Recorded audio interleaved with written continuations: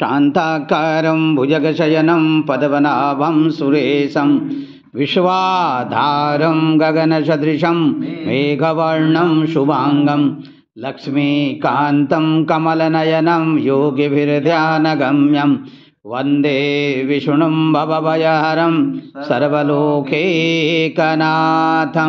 ओम श्री परमात्मने नमः। अथ द्वादशोऽध्यायः। अर्जुनोवाच एवं सततयुक्ता ये भक्तास्त्वां पर्युपासते ये चाप्यक्षरमव्यक्तं तेषां के योगवित्तमाः। श्रीभगवानुवाच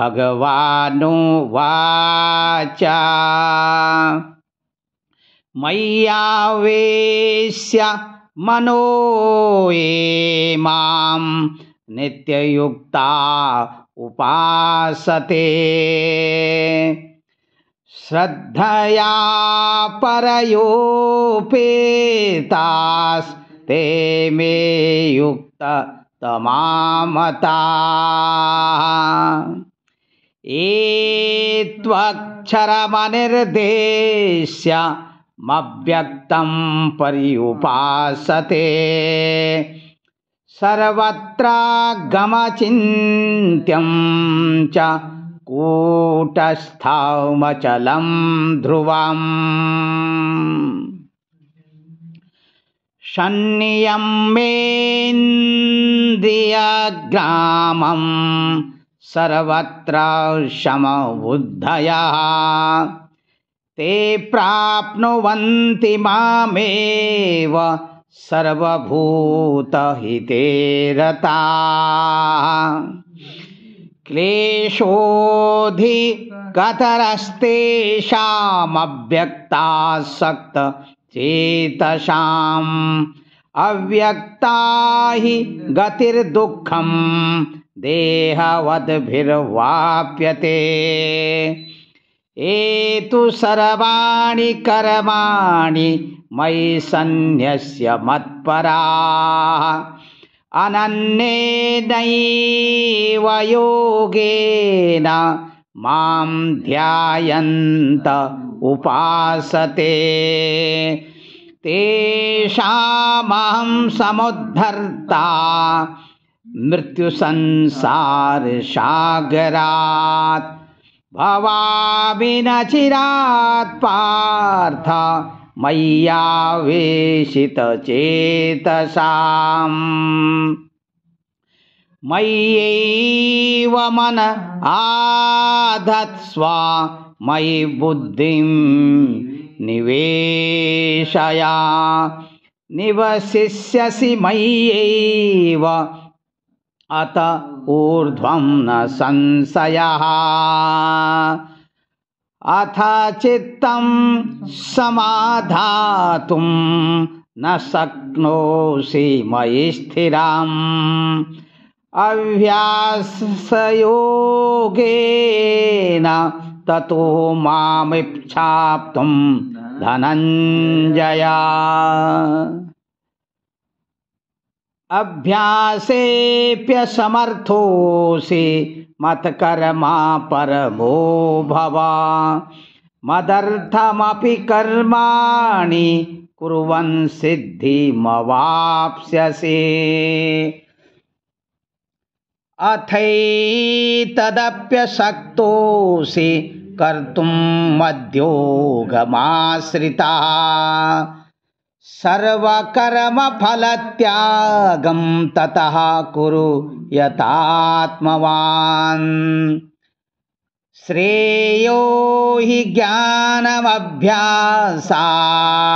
ज्ञानाध्यानं विशिष्यते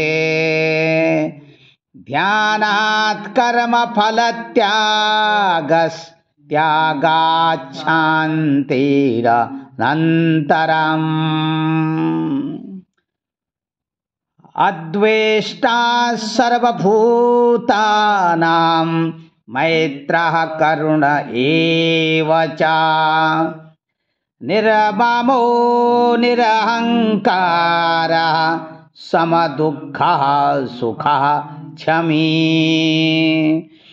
सन्तुष्टः सततं योगी यतात्मा दृढ निश्चयः मय्यर्पितमनो बुद्धिर् यो मद्भक्तः स मे प्रियः यस्मान्नो द्विजते लोको लोकान्नो द्विजते च यः हर्षामर्षमभयोर्द्वेगैर्मुक्तो यः स च मे प्रियः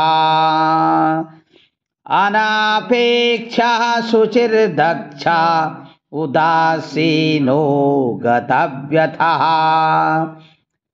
सर्वारम्भ परित्यागी यो मद्भक्तः स मे प्रियः यो न हृष्यति न द्वेष्टि न शोचति न काङ्क्षति शुभाशुभ परित्यागी भक्तिमान्यः स मे प्रियः समः शत्रौ च मित्रे च तथा मानापमानयोः शीतोष्ण सुख दुःखेषु समः संग विवर्जितः तुल्यनिन्दास्तुतिर्मौनी सन्तुष्टो येन केनचित् अनिकेतः स्थिरमतिर्भक्तिमान्ये प्रियो नरः एतु धर्म्यामृतमिदं यथोक्तं पर्युपासते श्रद्धानामतपरमा भक्तास्तेस्तीव मे प्रियाः ॐ तत्सदिति श्रीमद्भगवद्गीता उपनिषत्सु ब्रह्मविद्यायां योगशास्त्रे श्रीकृष्णार्जुनसंवादे भक्ति योगो नाम द्वादशोऽध्यायः हरि ओम तत्सत् हरि ओम तत्सत् हरि ओम तत्सत्।